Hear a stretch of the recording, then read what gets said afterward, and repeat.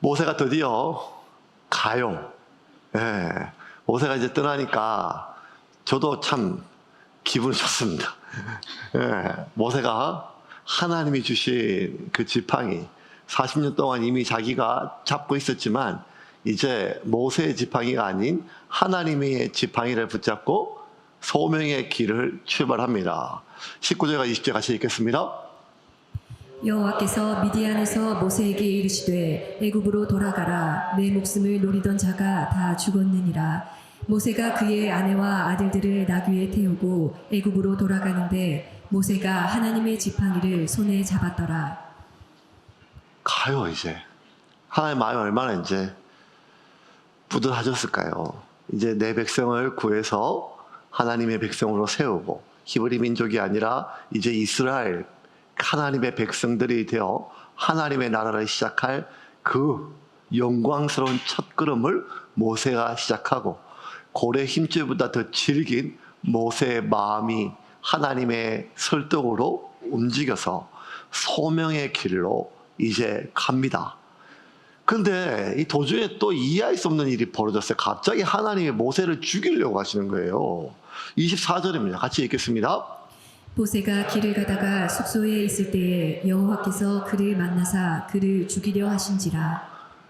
이유가 잘 안 나와요. 아니 아니 그렇게 말을 안 듣고 불신하고 끝까지 자기 주장을 내세웠고 하나님이 분노하실 때까지 막 모세가 안 됩니다 하나님 말씀을 부정하고 부인하고 막 그래도 끝까지 참으셨고 살살 달래가지고 보내셨던 하나님이 이제 길을 떠나고 애굽으로 가는 도중에 모세를 죽이려고 하시는 거예요. 아니 왜? 뭐 때문에 모세를 죽이려 하실까? 이 참 쉽지 않은 본문입니다. 우리가 여러분 살다가 예기치 않은 진짜 큰 일을 당할 때가 있잖아요. 큰 일을 당할 때가 있어요. 인생을 살다 보면 나 이제 끝났다 이렇게 싶을 정도로 그런 큰 일을 당할 때 참 힘들고 어렵고 가장 고통스러워요. 근데 그 어려움을 당할 때 그나마 참 우리에게 유익한 점이 하나 있는데 그게 뭔가 하면 내 삶에 진짜와 가짜가 다 드러난다는 거예요. 그 전까지 사람들이 참 많았거든요. 나 너밖에 없어. 함께 할 거야. 같이 갈게. 했던 수많은 사람들 중에 진짜 여러분 누가 진짜 나의 사람인가 라고는 언제 판단되는가 하면 결혼식 날 부주를 낼 때 여러분 인생의 어려움을 당했을 때입니다. 그때 확연하게 드러나요. 진짜 내 사람인지 아닌지. 그리고 그 인생의 어려움을 당했을 때 또 뭐가 드러나는가 하면 내 인생에 정말 소중한 게 뭔지를 이제 드러나요. 네, 정말 소중한 게. 그때 이게 아무것도 아닌데 내가 왜 그랬을까 하는 그 후회와 회한이 밀려옵니다. 이럴 줄 알았으면 그것에 그렇게 집착하지 않고 그것에 그렇게 비굴하지 않으며 그것에 그렇게 매이지 않았을 건데. 여러분 성공과 실패가 있는데 우리 인생에 뭐가 도대체 성공이고 뭐가 실패일까요? 우리는요 사실 성공을 쫓는 마음도 있지만 여러분 인생 살다 보면 한 40하고 이제 50 넘어가면요 성공이란 단어가 우리하고 좀 낯설어요. 그죠? 성공할 게 뭐 있어요? 지금 다이어트도 성공을 못하는데 우리가. 그러면 뭐 엄청난 정치적 야욕을 가지고 대통령이 되고 정권을 잡고 사업을 일으키고 기업을 일으키고 이런 성공보다는 사실 성공과 실패라는 단어 속에서 우리는 성공보다는 실패라는 단어가 훨씬 더 살갑게 다가와요. 아니 직접적으로 연관 있게 다가와요. 그래서 성공하기 위해 살기보다는 실패하지 않기 위해 살아가요. 실패자가 되지 않기 위해서. 내가 남편으로서, 아내로서, 부모로서, 교인으로서, 목사로서 실패하지 말아야겠다. 왜? 성공과 성취가 주는 기쁨이 있어. 진짜 큰 기쁨이 있거든요. 근데 그 성공과 성취가 주는 기쁨은 짧아요. 근데 실패와 패배가 주는 그 실패감과 패배감은요, 아주 길다 못해 내가 죽을 때까지 안고 가요. 나는 아빠로서 실패했다. 나는 남편으로서, 나는 목사로서 실패했다.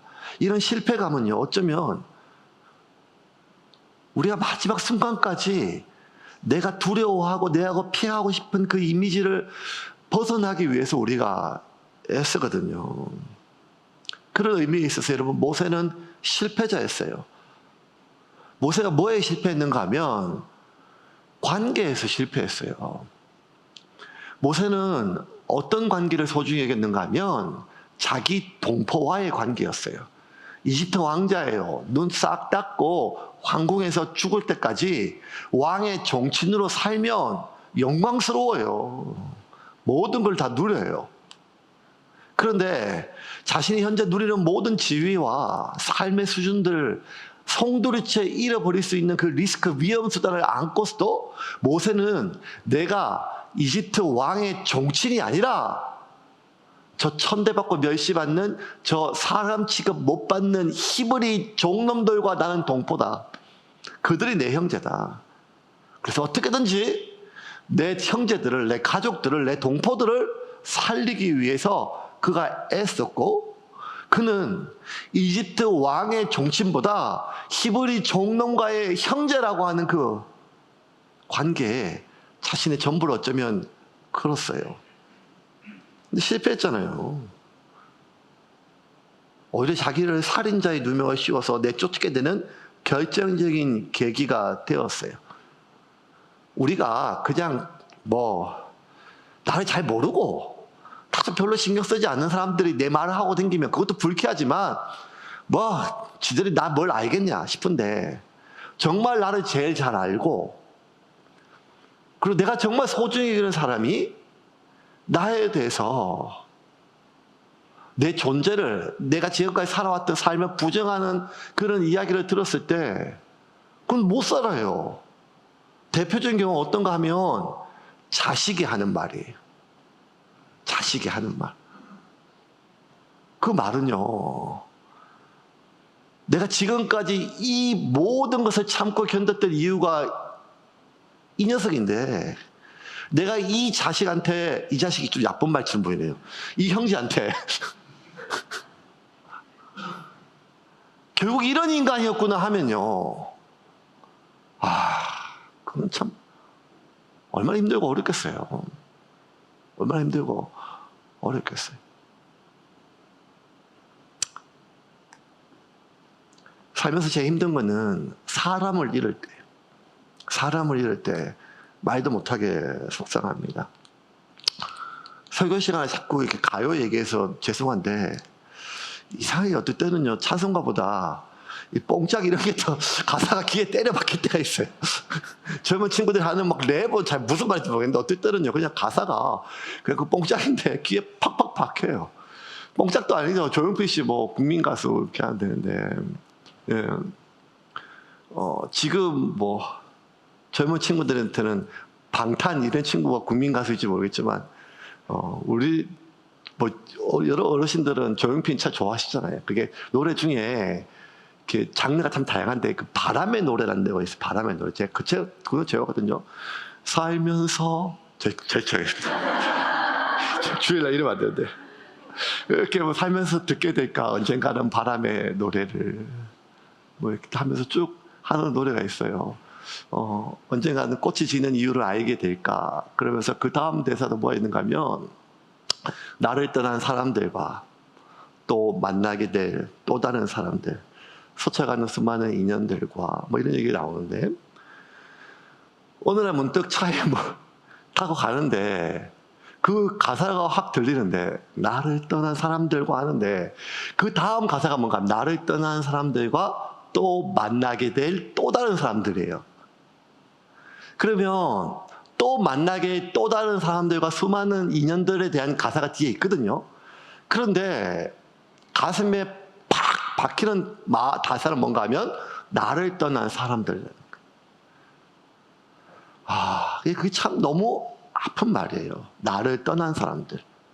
나를 떠난 그 사람에 대한 원망도 있지만 나를 떠나야 될 만큼 내가 그 정도밖에 그 사람한테 안 되었다는 서글픔이 막 밀려오거든요. 그러면 내가 아무리 여기서 설교하고 목사처럼 여기 뭐 손을 오늘 이렇게 살아야 됩니다 하지만 적어도 그 사람 앞에서는 나는 공존할 수 없는 인간이게 되거든요.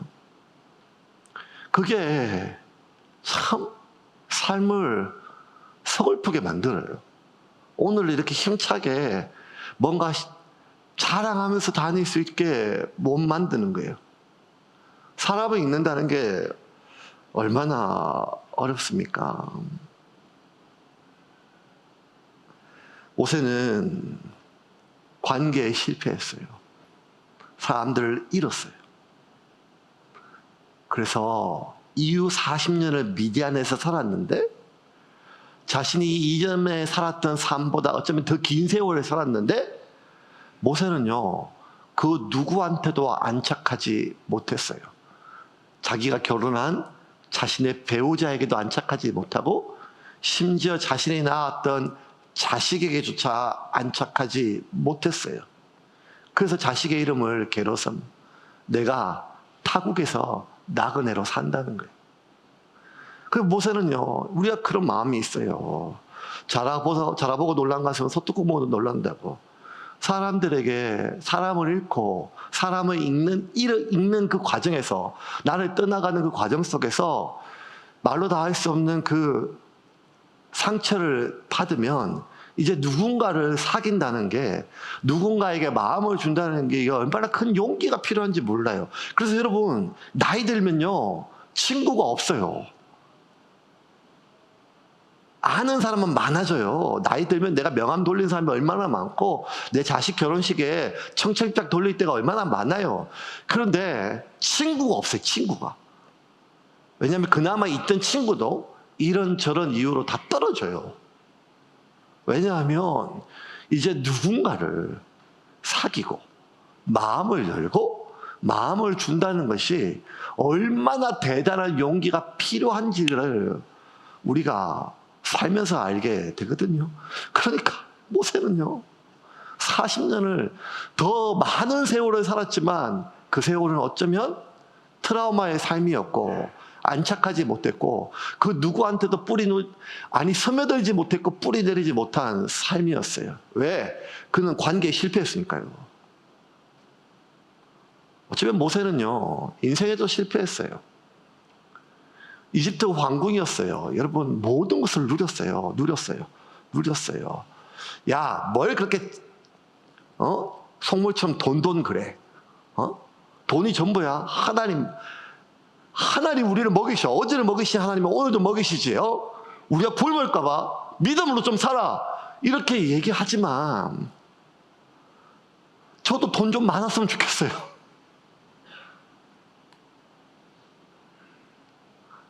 밥 먹을 때, 사람들 밥 사줄 때, 메뉴판 보고, 고민 안 하고, 먹고 싶은 거 다 먹어! 하면서 마지막 말거리가 안 떨렸으면 좋겠어요.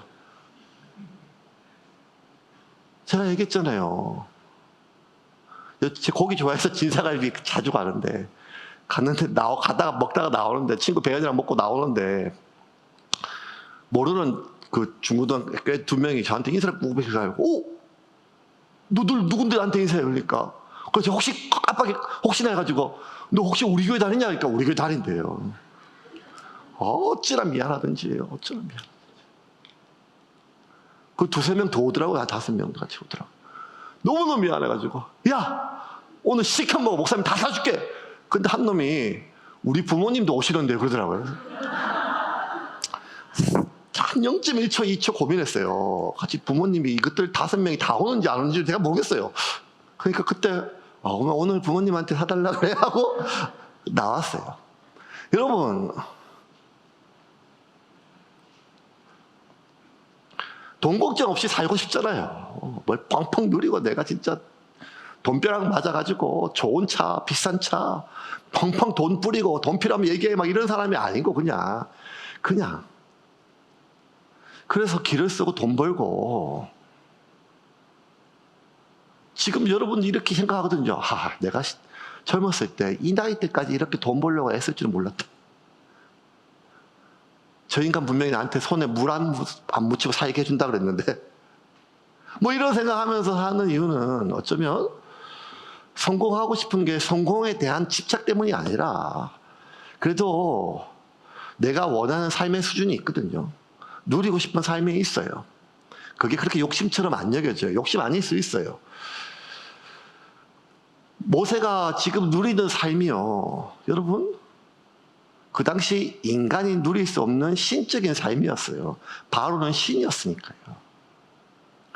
근데 그 모든 것들을 하루아침에 잃었어요. 삶의 수준, 사람들의 인정을 넘어 존중, 배려, 내가 얼마나 괜찮은 사람인가 만나는 사람마다 가는 곳마다 자기 효능감이 막 느껴지는 사람들의 시선, 내가 말 한마디 하면 사람들이 수첩을 꺼내들고 진짜 대도 않는 아재 개그 중에 상아재 개그인데 배를 비워잡고 폭소를 해요.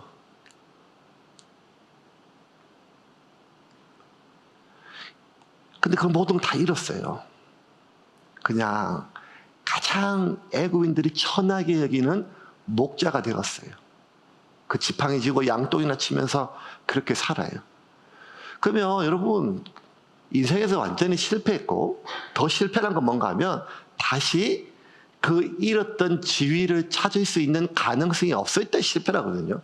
젊어서 고생은 사서도 한다잖아요. 왜? 다시 시작할 수 있는 기회가 있으니까요. 그런데 이제 나에게 다시 무언가 재기할 수 있는 시간도 열정도 남아있는 무언가가 없다고 느껴지면 이거는 성공의 어머니가 된 실패가 아니라 그냥 끝난 거예요.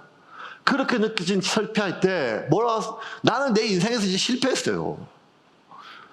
모세는 관계에서 실패하고 사람을 잃었고 그리고 인생에서 실패했어요. 살면서 자신의 어떤 가치관에 따라서 내가 진짜 성공을 위해서 관계를 포기할 수도 있어요. 그래, 이런 걸 때 사람이 중요한 게 아니라 내가 이 목표를 이루기 위해서. 그래서 어떤 무언가를 이룬 사람들을 보면요. 굉장히 뭔가를 대부분을 포기한 사람들이 많아요. 진짜. 어떤 걸 이루기 위해서. 자기 가치관이니까요. 오히려 반대로 나는 관계가 중요해. 나 사람이 중요해. 그래서 이게 나한테 손해인 거 알아요. 이게 나한테 이득이 아니라 큰 손해예요. 그럼에도 불구하고 나는 사람을 택하기 위해서, 관계를 택하기 위해서 내가 얻을 수 있는 큰 이익을 포기하고 큰 손해를 무릅쓰고 사람을 붙잡아요. 왜? 내가 돈을 잃더라도 사람은 잃고 싶지 않으니까요. 아니면 자신의 어떤 명예가 참 중요해요. 사람들 막 높이고 인정받고 이런 명예가 아니라 내가 나쁜 사람이 될 수는 없어요. 내가 나의 이익을 위해서 누군가를 이용한 사람이 될 수는 없어요. 내가 내 자식 때문에 남의 자식 눈에 피눈물 나게 할 수는 없어요. 그래서 내가 나쁜 사람이 되지 않기 위해서, 남에게 피해를 주지 않기 위해서, 남의 입에 오르내리지 않는 사람이 되기 위해서 죽을 똥 살 똥 애쓰는 사람들이 또 많거든요. 이 땅에 있는 대부분의 국민들은 그래요. 피해는 주지 말자. 내가 누구한테 도움은 못 줄지언정, 내가 이 교회에 큰 도움은 못 줄지언정 피해는 주지 말자. 뭐 이런 마음들. 사람에 따라서, 가치관에 따라서 성공의 기준이, 마지막까지 붙잡으려고 했던 기준이 다 달라요. 그런데 그런 모든 것을 종합했다 할지라도 지금 모세는 실패했어요. 사람을 잃었어요. 자기 자식한테, 자기 아내한테도 안착하지 못했어요. 가정을 온전히 이루지를 못했어요. 인생에 실패했어요. 다시 시작할 수 있는 기회가 없어요. 근데 여러분, 완전히 실패한 이때 하나님이 모세에게 찾아왔잖아요. 완전히 끝난 모세에게 찾아왔던 하나님께서 모세에게 찾아오고 이후에 펼쳐질 인생을 보면 이 메시지가 우리에게 전달 하나의 강렬한 메시지가 있어. 그게 뭔가 하면 실패가 아니라는 거죠. 아니, 모세는 관계에서 실패하고 모세는 성공에 실패했지만 모세는 인생에서 실패했던 게 아니라는 거예요. 맞아요. 모세는 자기가 평생을 살았던 애굽에서 실패했어요. 그런데 그 애굽 땅에서 실패라는 거예요. 바로가 짜놓았던 판, 바로의 세상에서 실패했지, 모세가 살아야 될 인생에서 실패한 게 아니란 말이에요. 지금 이게 여러분 자신을 그 시각으로, 세상이 보는 시각으로 여러분을 보지 마세요. 물론 내가 하루의 대부분을 보내고 내가 시간을 보내는 대부분의 사람들 관계 속에서 내가 오해를 넘어 실패자로, 무능한 사람으로, 아니 필요 없는 사람으로 여겨지고 삶의 많은 것들을 내가 내 마음대로 결정할 수 없을 때, 돈에 맞춰야 되고 그것이 참 서글플 때, 이럴 때 그 실패한 것처럼, 실패죠. 나는 그렇겠지만 내가 내 새끼까지 이런 얘기를 듣게 해야 되나, 이런 말들은, 이런 마음들은 우리로 하여금 한량없는 실패감으로 우리를 자꾸 바닥에 떨어지게 만들어요. 그걸 보고 자란 애들이요, 결혼을 안 해요. 그걸 삶으로 느끼며 살고 있는 애들이요, 결혼을 해도 애를 안 낳아요. 수십조, 수백조를 써도요. 인생은 비참한 거라 라고 하는 이런 명확한 문장으로 머리에 각인되어 있는 삶의 가치관은 없지만 그냥 무엇이 간에 사는 것은 만만치가 않고 아무리 발부둥 쳐도 어느 수준 이상 살 수가 없다라고 하는 이 열패감이 어쩌면 자식을 낳지 않는 세대, 자식을 낳지 않는 것, 하나님이 생육하고 번성하여 땅에 충만하라고 하는 첫 번째 사명에도 불구하고 스스로 멸종되기를 결정한 종족이 유일한 인간이란 말이에요. 저 하늘에 있는 새나 땅에 있는 벌레라 할지라도 마지막 순간까지 그 세포 하나하나에 각인되어 있는 DNA, 존재의 목적이 뭔가 하면 나의 DNA를 다음 세대에 전수시키고 새끼를 낳고 새끼를 보존하고, 미물에 불과한 곤충이라도 짐승이라도 새끼를 지키기 위해서 목숨을 내놓는 것이 이 땅에 존재하는 모든 동물의 DNA 속에, 본능 속에 각인되어 있는 본능인데, 이 땅에 살아가고 있는 수많은 사람들의 그 마음속에 그 본능을 뚫고 솟아오는 게 뭔가 하면 자식을 기를 만한 능력이 되지 않으면 자식을 낳지 않는 게 오히려 태어나지도 않을 자식에게 이로운 거라고 하는 이 생각은 이제 우리 사회에서 현실이 되었거든요. 그러니 그게 실패가 아니라고 어떻게 못 박아요? 당신은 실패한 것이 아니라고 어떻게 설득할 수 있어요? 삶은 우리에게 현실이니까요. 그런데 그럼에도 불구하고 3,500년 전에 지어졌던 이 성경은 오늘 우리에게 이렇게 얘기해요. 아니, 모세는 실패했다. 맞다. 히브리인들에게 실패했다. 모세는 실패했다. 맞다. 하지만 그 판은 바로가 짜놓은 판이다. 바로의 세상이다. 앞으로 펼쳐질 판, 그리고 처음부터 모세가 태어났던 판은 하나님이 짜놓은 판이라는 거예요. 모세의 시작부터요. 우리가 지금 까먹었지만, 모세의 소명과 하나님과 논쟁 때문에, 몇 달째 이어진 논쟁 때문에 까먹었지만, 모세가 어떻게 태어났고 어떻게 살게 되었는지 우리가 알잖아요. 그 모든 것이 바로의 전권 아래에 있던 이 세상 속에 모세가 살아날 수 있었던 것은 하나님의 섭리였잖아요. 그러면 모세는 바로의 세상 속에 살고 있지만, 모세는 하나님의 짜놓은 판 안에서, 미디안에서부터가 아니라 80살 이후부터가 아니라 처음 한 살 때부터 모세는 하나님의 판에서 살고 있었던 거예요. 그 삶 속에 모세는 단 한 번도 실패한 적이 없었어요. 그 삶 속에 모세는 한 번도 인생이 끝난 적이 없었어요.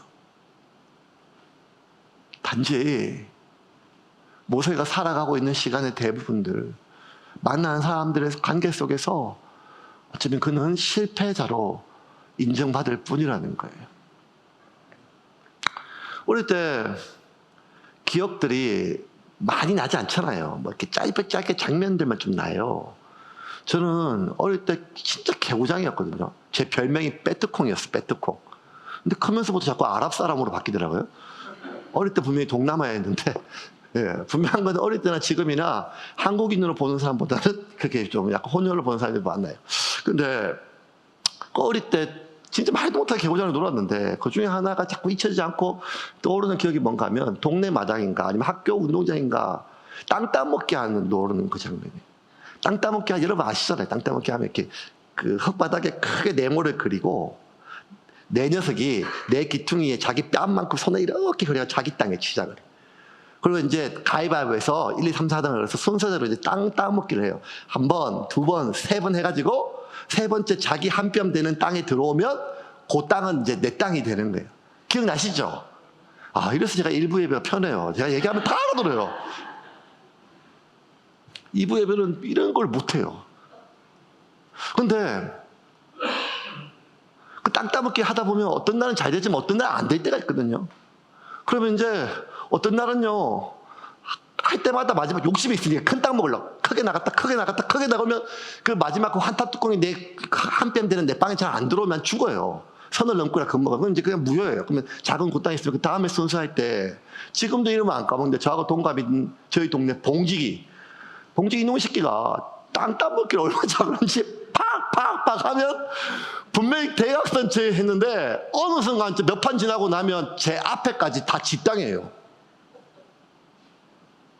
김봉지기. 봉지기. 근데 내 앞에까지 다 따먹잖아요. 그러면요 이제 내 차례가 됐는데 할 게 없어요. 왜냐하면 내 앞에까지 그냥 일부러 이제 저 놀리려고 아니면 저 막 골라 먹으려고 내 귀퉁이들까지 지가 다 따먹어 내 벼쪽거려. 그러면 너 왜 이래 하는데도 막 상관없어 씩씩 웃으면서 막 해요. 그럼 내 차례가 됐는데 나갈 튕길 땅이 없어요. 다 저놈들 땅이에요. 실실 쪼개요. 해봐. 희철아 이제 희철아 무슨 희철아 네 차례야. 내 차례인데 분명히 내 차례인데 내가 튕길 땅이 없어요. 어린 나이에도 그거 큰 좌절이에요. 그 눈빛들. 큰 땅을 차지하고 내가 가야 될 땅까지 다 차지한 저 땅 부자 놈들.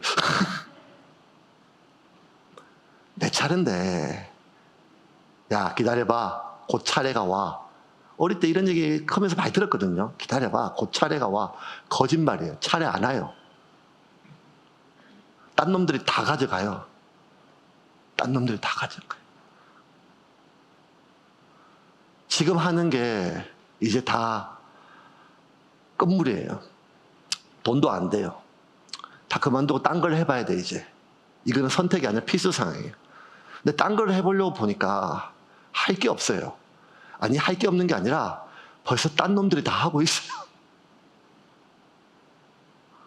내 차례인데 내가 할 수 있는 게 없단 말이에요. 6살, 7살 그 어린 나이에도 그 무력감이요. 사람을 얼마나 쪼그라들게 하는지 몰라요. 그 무력감이요. 할 수 있는 게 없어요. 할 수 있는 게. 내가 이 나이에 이 상황에서 내가 뭘 어떻게 해야 되나? 내가 운신할 폭이 이놈의 땅덩이에는 없어요. 그 절망감. 나 실패했어요. 기회가 와도 할 수 있는 게 하나도 없어요. 그 실패감과 열패감은 어쩌면 그게 장난이든 뭐든 그날은 전 울고 싶죠. 그런데 여러분 그렇게 슬프고 무력감에 빠져 있다가도 갑자기 천둥 같은 소리가 들려요, 하늘에서. 희철아! 밥 먹어. 제 어머님이 밥 먹으라고 불러요. 그러면 갑자기 정신이 번쩍 들어요. 뭐가 정신인가 하면, 나 집에 있지. 우리 엄마가 있지. 방금 내 집은 쪼그라들어가지고 운신의 폭도 없는데 희철아 밥 먹어. 결코 사랑이 덮여있는 소리가 아니에요. 벌써 이 함이 이렇게 소리가 막 그냥 희철아 할 때는 괜찮은데 김희철 이름이 벌써 끝까지 난 거예요. 그러니까 벌써 찾다가 한참 마지막에 그 귀퉁이 찾은 거예요. 쫓다가 밥 먹으라고. 밥 먹어 이놈 새끼야. 이러면 밥 때 되면 기 들어와야지. 이놈의 짓고서 한 놈도 기 들어오니까 안 되나 없다면서 막 욕지거리 비슷하게 소리가 막 들리면 그 소리가 그렇게 반가워요. 그래서 제가 뭐라고 하면 봉지가 나 집에 간다 하는 그 순간 봉지기 얼굴을 잊을 수가 없어요. 방금 전까지 승리감에 만끽하고 주먹은 제가 더 셌거든요. 내 눈도 못 쳐다보던 놈이 나 집에 간다 하면 그 당혹감. 방금 전까지 그 선이요, 땅 따먹게 했던 그 선이요, 나의 세상의 전부였는데 그 순식간에 그거는요, 땅 위에 그어진 선에 불과하단 말이에요. 집에 왔어요. 엄마가 계속 뭐 잔소리를 해요. 뭐라 하고. 근데 밥 먹으면서 입이 꼬리가 올라와요. 봉지기 생각하니까. 봉지기는 저 땅이 아까워서 집에 갔을까 안 갔을까. 너무 웃기잖아요. 우리 인생도 그거 아니겠어요? 내 땅도 없고 내 집도 없고 내 차도 없어요. 다 은행 거예요. 그런데 여러분 진짜 판이 와요. 하나님이 부르실 때가 온다는 거예요. 근데 착각하지 말게.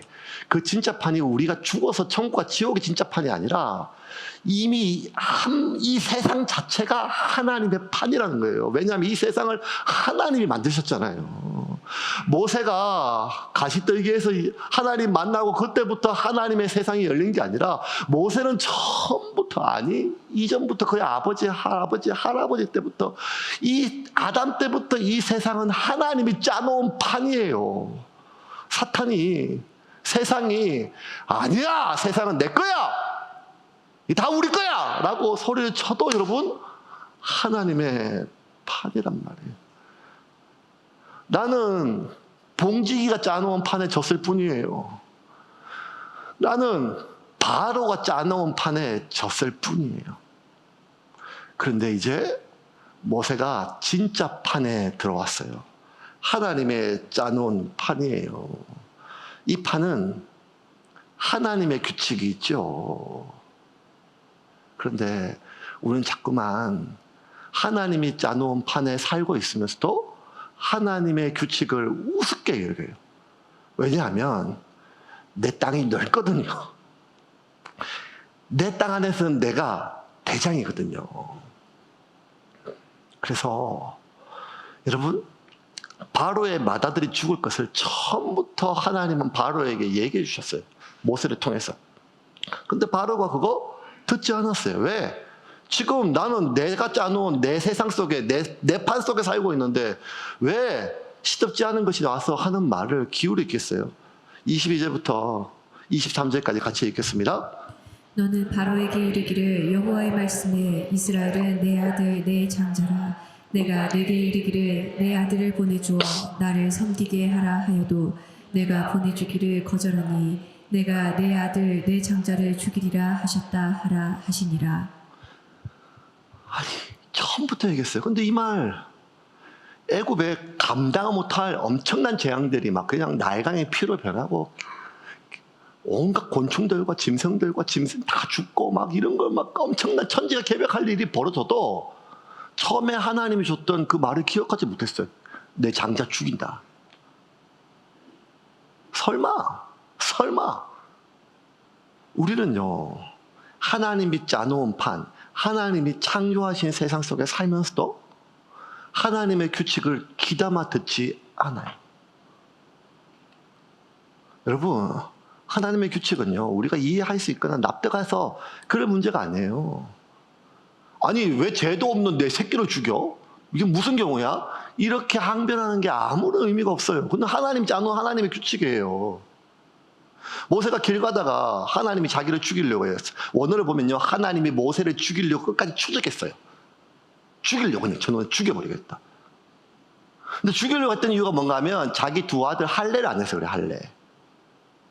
아니 갑자기 왜 할례라는 것은 태어난 지 8일 만에 할례해야 되는데 벌써 애들 다 장성했거든요. 근데 지금에 와서 왜 날 죽인다는 거야 이 말이에요. 모세가 납득이 돼요 안 돼요? 안 되죠.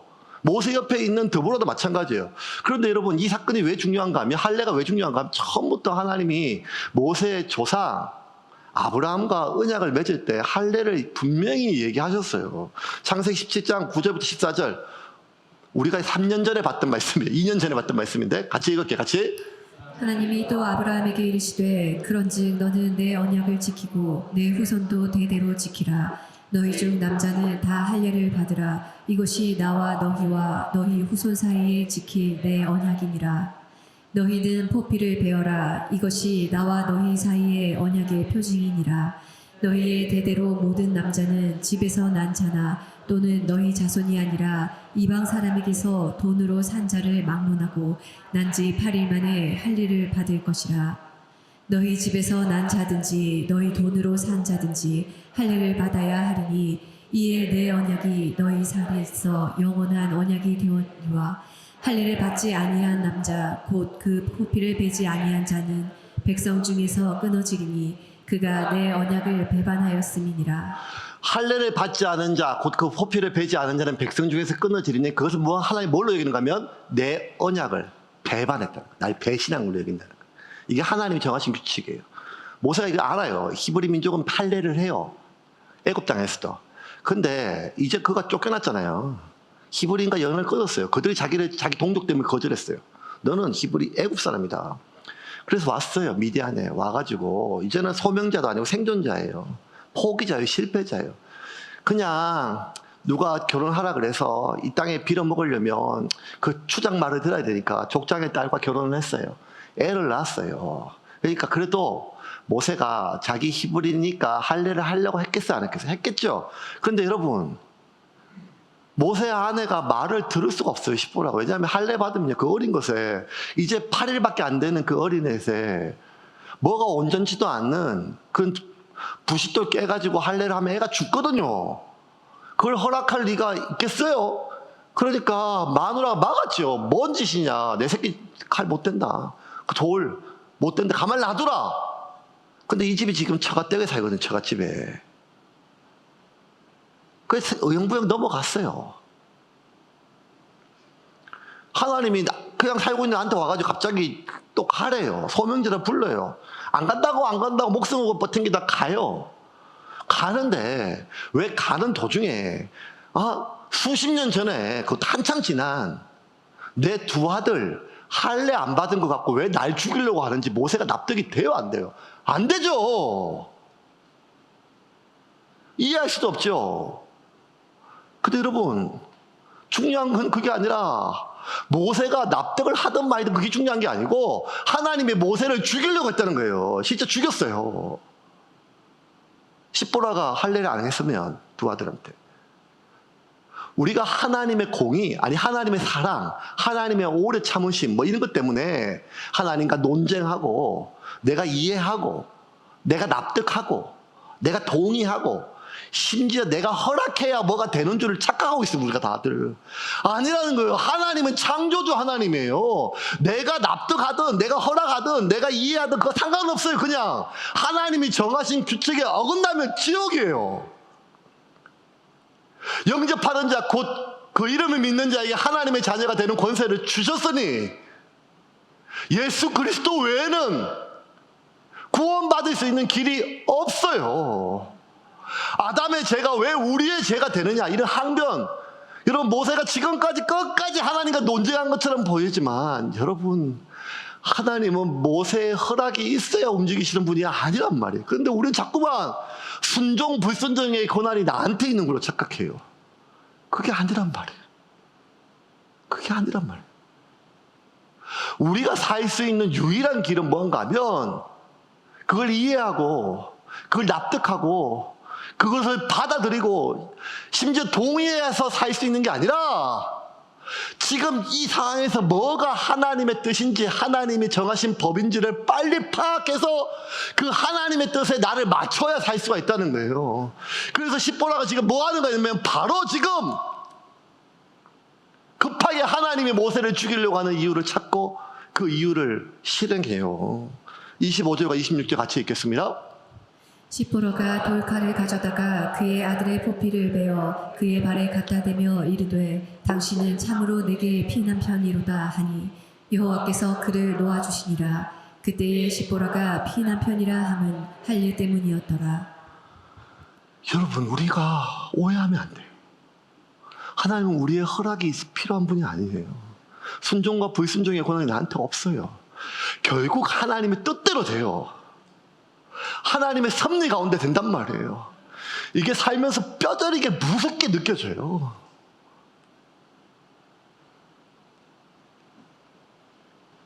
모세가 자기를 죽이시는 하나님 만나서 죽이시는 하나님. 그리고 살아났어요. 그 이 일을 겪고 나서 모세가 진짜 깨달았어요. 아, 정말 무서운 분은 하나님이다. 진짜 두려운 분은 바로가 아니라 하나님이라는 거예요. 진짜 두려운 분, 하나님이라는 거예요. 목숨이 끊어지는 큰 병에 걸릴 때 우리가 정말 무서운 게 뭔지를 알아요. 모세가 정말 알았어요. 아, 내가 진짜 두려워할 분은 하나님이구나. 말씀을 좀 정리하겠습니다. 오늘 본문의 첫 시작을 봅시다. 소명의 길을 떠날 때 모세가 어떻게 떠났는지, 하나님이 준 지팡이를 잡고 떠났죠. 이 구절을 읽고 말씀을 좀 매듭합시다. 19절 20절 같이 읽겠습니다. 여호와께서 미디안에서 모세에게 이르시되 애굽으로 돌아가라. 내 목숨을 노리던 자가 다 죽었느니라. 모세가 그의 아내와 아들들을 나귀에 태우고 애굽으로 돌아가는데 모세가 하나님의 지팡이를 손에 잡았더라. 20절 하나님의 지팡이를 손에 잡았더라. 그 지팡이 때문에 모세가 떠난 걸로 우리는 생각했죠. 근데 아니었어요. 모세가 그곳을 떠났던 이유는 이거였어요. 19절 볼까요? 여호와께서 미디안에게 모세에게 이르시되 애굽으로 돌아가라. 내 목숨을 노리던 자가 다 죽었느니라. 이 말 때문에 모세가 간 거예요. 그 처음부터 이 얘기 하셨으면 모세가 하나님하고 논쟁 안 했을 건데. 내가 너와 함께 해줄게. 내가 지켜줄게. 보호해줄게. 이 기적도 줄게. 아니, 처음부터 야 그것도 다 죽었어 이러면 갈 건데. 모세가 자기의 목숨을 노리던 자가 다 죽었다는 말을 듣고 그제서야 지팡이 붙잡고 가요. 왜? 자신이 두려웠던 존재가 없어졌으니까요. 그 바로가 자기를 내쫓았던 히브리인들이 죽었으니까 이제 갈 수가 있는 거죠. 그래서 모세는 움직였어요. 그런데 길 가다가 자신을 죽이시는 하나님을 만난 뒤에 모세의 생각이 180도 완전히 바뀌었어요. 하나님 무슨 분이다. 정신이 번쩍 들었어요. 그 순간 하나님 앞에 속았다. 하나님 진짜 싫다. 서럽다 이게 아니라 정신이 번쩍 들면서 모세가 깨달은 게 있어요. 그게 뭔가 하면 바로는 무서운 게 아니구나. 나를 손가락질하던 그 히브리 사람들은 두려운 게 아니구나. 이 사건 이후로 모세의 태도가 완전히 바뀌었어요. 하나님이 명령하시면 그 명령이 이해가 되든 이해가 되지 않든 반석을 치라 하면 반석을 치고 홍해를 치라 하면 홍해를 쳐요. 어떻게 될지도 몰라요. 그냥 하나님 명령하시면 그대로 순종해요. 그렇게 될 걸 믿고 하는 게 아니라 하나님의 말씀이니까 두려워서 실행했어요. 그리고 심지어 바로 앞에 서라 하면 바로 앞에 섰어요. 바로 앞에 서서 내 말 안 들으면 네 아들 다 죽는다라는 말도 해요. 왜? 그게 하나님의 말씀이니까요. 모세가 자기를 죽이시는 하나님을 만난 그 순간 내 삶에 정말 무서운 분은 하나님임을 뼈저리게 진심으로 각인된 순간, 그 순간 모세는 이 세상에 정말 두려운 존재는 하나님이구나. 그 하나님 앞에 그 무엇도 아무것도 아니구나. 나는 내가 살고 있는, 내가 중요하게 여기는 히브리 백성들의 세상 속에 살고 있는 줄 알았는데, 나는 바로가 짜놓은 바로의 세상 속에 살고 있는 줄 알았는데, 나는 태어날 때 처음부터 그 순간부터 지금까지 하나님의 짜놓은 하나님의 진짜 세상 속에서 살고 있었구나. 내가 두려워할 존재는 하나님이구나. 그걸 깨닫는 순간 모세가 손에 쥔 그 지팡이에 권능이 임재하는 순간이었어요. 그죠? 권능. 여러분, 우리는 여전히 돈이 겁나는 세상 속에 살고 있습니다. 사람이 겁나는 세상 속에 살고 있습니다. 그리고 그 돈과 사람이 주는 무시와 경멸이 주는, 그리고 실패자가 주는 두려움 속에 살고 있습니다. 그런데 이 세상 속에 우리가 진실로 하나님을 두려워하는 순간 우리는 진짜 성도가 됩니다. 이번 한 주 그 하나님을 만나시는 여러분이 되기를 주님의 이름으로 축원합니다. 그 두려움이 여러분을 구원할 것입니다. 그 두려움이 여러분을 바로가 주는 두려움으로부터, 그 두려움이 여러분을 그 사람들이 주는 두려움으로부터 여러분을 구원할 것입니다. 하나님이 진짜